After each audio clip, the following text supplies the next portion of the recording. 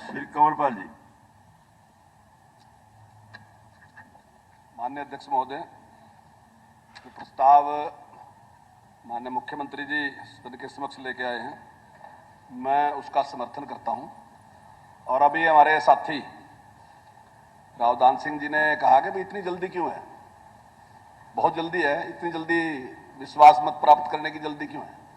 मैं समझता हूं कि जल्दी अगर है तो इसका मतलब बिल्कुल विश्वास भी है और निष्पक्षता भी है। इस प्रदेश में ऐसा भी होया कि गवर्नर ने 1 महीने से भी ज्यादा का टाइम दे दिया कि आप अपना जो हॉर्स ट्रेडिंग कह रहे थे ना, उस हॉर्स ट्रेडिंग उसको कहते हैं, जब 1 महीने से भी ज्यादा का टाइम दे दिया कि आप ट्रेडिंग कर लो, तब आप अपना बहुमत सिद्ध कर दियो।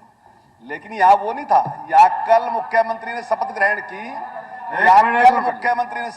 की, और तुरंत इस हाउस के सामने है कि भाई हाउस के सामने हम खड़े तो हाउस उसका फैसला कर देगा। दूसरी बात चौधरी रघुवीर सिंह कादियान जी ने कही, भाई इस प्रकार का कैसे कर दिया। ये अनुशासन मेरा ख्याल है उस साइड के लोगों की समझ में नहीं आने का। ये त्याग इनकी समझ में आने का ही नहीं है, क्योंकि त्याग के लिए ना कभी राजनीति की गई ना इस प्रकार का काम किया गया। ये केवल अगर केवल कहीं हो सकता है तो ये भारतीय जनता पार्टी में हो सकता है। मनोहर लाल जी जैसे व्यक्ति ही इस त्याग को कर सकते हैं। ये आपकी समझ से बाहर की बात है। दूसरी बात उन्होंने कही भाई किसान आंदोलन करने लग रहे। मैं दावे के साथ कह रहा, जिस दिन से हरियाणा बना और आज तक जितने किसानों के आंदोलन हुए तो उसकी रिपोर्ट मंगवा लो और उसका पता करो कितने किसान मारे गए, कितने किसानों के सिर फोड़े, कितने किसानों की हड्डियां तोड़ी, कितने किसानों के व्हीकल तोड़े, उस सारे की जांच कर लो। लेकिन इतना बड़ा आंदोलन चला, कहीं कोई घटना नहीं, हर व्यक्ति को सम्मान दिया। और अगर उन्हें किसान आंदोलन किया, जबकि उसके पीछे क्या साजिश थी वो सबको पता है। यानी कि ऐसे प्रदेश में आप आंदोलन करने के लिए कर रहे जहां 14 फसलों पे एमएसपी दी जा रही, वहां आप करने लग रहे।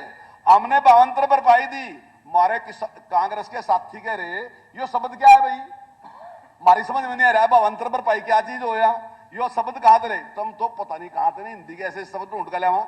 लेकिन हम शब्द नहीं ले रहे, हम किसान के कल्याण के लिए काम कर रहे। आपने देखा 9 साल में किसी ने टमाटर सड़क पर नहीं गिरे, 9 साल में आलू किसी ने सड़क पर नहीं गिरे, 9 साल में गोभी किसी ने सड़क पर नहीं गिरी। हम 19 फसलें ऐसी हैं जिन पे हम किसान को कोई बात, हम जहां किसान को भावांतर भरपाई के तहत उसकी मदद करने लग रहे। हम केवल फसल की बात नहीं कर रहे। यही सरकार ऐसी है जो भविष्य की चिंता कर रही। हमारे मुख्यमंत्री जी ने उस टाइम कहा था, श्रीमान मनोहर लाल जी ने कहा था कि भाई जहां पानी का लेवल, वाटर लेवल बहुत नीचे चला गया, तो मेरी किसानों से अपील है कि वहां धान ना उगाओ, क्योंकि अगर धान उगाओगे तो आने वाली नस्ल के लिए पानी नहीं बचनेगा। लेकिन आपको आने वाली नस्ल की चिंता नहीं थी, आपको तो केवल ये बाल राज चाहिए, आज राज चाहिए। आने वाली नस्ल का क्या पता हमने कौन आया कौन नहीं, हमने जीव रहने क्या राज करेंगे, तो हमें आज चाहिए। इसलिए आप लोगों ने उसका विरोध किया, और जब विरोध किया हमने वापस भी ले लिया। लेकिन मुख्यमंत्री जी स्वयं किसान से मिलने गए कि भाई मैं आपकी चिंता कर रहा, आपके जो बच्चे आएंगे वो कहां से गुजारा करेंगे। और उसके बाद 1 लाख एकड़ से ज्यादा के किसानों ने इस बात को मान लिया कि आप सही बात करिए। आपने कितनी बार कहा कि हम 24 घंटे बिजली देंगे, लेकिन जब सरकार आई तो 1 फीडर से शुरू किया कि ये फीडर हम शुरू करने लग रहे। इस फीडर के सारे लोगों, भाई मेरी आपसे अपील है, आप अपने बिल भर दो, हम बिल में जो पेनल्टी लगाई वो माफ कर देंगे, लेकिन आप मेरा सहयोग तो करो। आप बिल भर दो, आप चोरी बंद कर दो, मीटर बाहर लगवा लो। किसानों ने कहा कि जी सही है, हम आपके साथ हैं। मैं सबसे पहला विधायक था जिसने कहा कि मेरा सारा हल्का तैयार है, हम मीटर बाहर कटवाने के लिए तैयार हैं। बहुत लोगों ने इतराज करा कि नहीं निकलने चाहिए। आज मीटर बाहर भी निकल गए और बिजली 24 घंटे भी मिल रही, और 24 घंटे नहीं मिल रही। आपके टाइम में 27,000 करोड़ के घाटे में चल रही थी, आज सरकार बिजली निगम जो है वो प्रॉफिट में चलने लग रहा। उस सारे के आज काम होने लग रहे। तो ये सारी आपके टाइम में क्या था, कोई चीज चाहिए तो उसके लिए हाथ जोड़ के गरीब आदमी खड़ा होगा, साहब मेरी पेंशन लगवा दो, साहब मेरा पेड़ा कार्ड बनवा दो। लेकिन आज आप देख रहे कि 1 करोड़ के करीब लोगों के बीपीएल कार्ड, आयुष्मान कार्ड और बन गए, और आज पेंशन अपने आप लगन लग रही। कोई किसी के पास नहीं गया, सरपंच को पता भी नहीं किसका बीपीएल बन गया, नंबरदार को पता भी नहीं किसका बीपीएल बन गया। किसका आयुष्मान बन गया। ये सारी की सारी चीजें जो हैं, वो सारी की सारी चीजें जिस प्रकार से करके दिखाई, वो अपने आप में बेमिसाल है। और दूसरी बात ये कि एक बहुत बड़ी गड़बड़ हो रही थी हरियाणा में। वो क्या थी कि जो राजनीतिक पार्टी सत्ता में आती तो वो समझ लेगी थी जो प्रदेश के संसाधन है उनके पास, उनका सारा अधिकार हमारे पास है, हम उसके मालिक हैं क्योंकि जनता ने हमको चुन दिया। और मैं समझता हूं कि लंबे टाइम में जनता ने भी इसको स्वीकार कर लिया था कि ये सही है। अगर कांग्रेस की सरकार आई तो संसाधनों पे कांग्रेस का अधिकार है, लोकदल की आई तो लोकदल का अधिकार है। जब हमारी सरकार बनी और प्रधानमंत्री जी ने कहा कि सबका साथ सबका विकास, फिर मुख्यमंत्री जी ने कहा हरियाणा एक हरियाणवी। मैं सच कह रहा कि हम भी इसको नारा ही समझ रहे थे कि ये नारा है, जैसे पहले नारा दिया था। लेकिन हमने आदरणीय मनोहर लाल जी के साथ बहुत लंबे टाइम काम किया।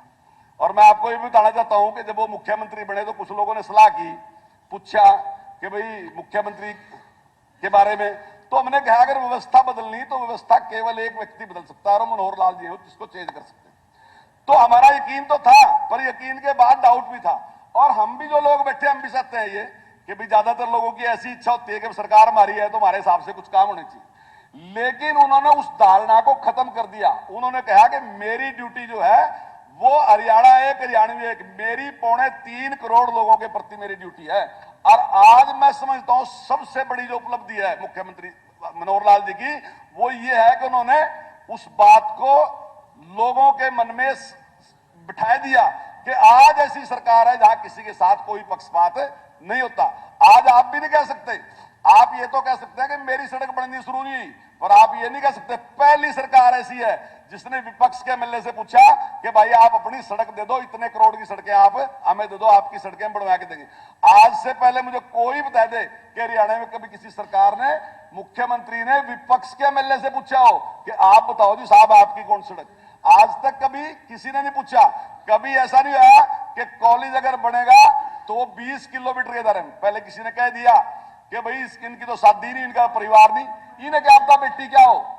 लेकिन इस व्यक्ति ने सिद्ध करके दिखा दिया कि हरियाणा की सारी बेटियां मेरी बेटियां हैं, मैं इनके लिए जो कॉलेज बना के दूंगा। किसका आ जाओ। तो उन्होंने सिद्ध करके दिखा दिया कि हर 20 किलोमीटर के दायरे में हम कॉलेज बना के देंगे।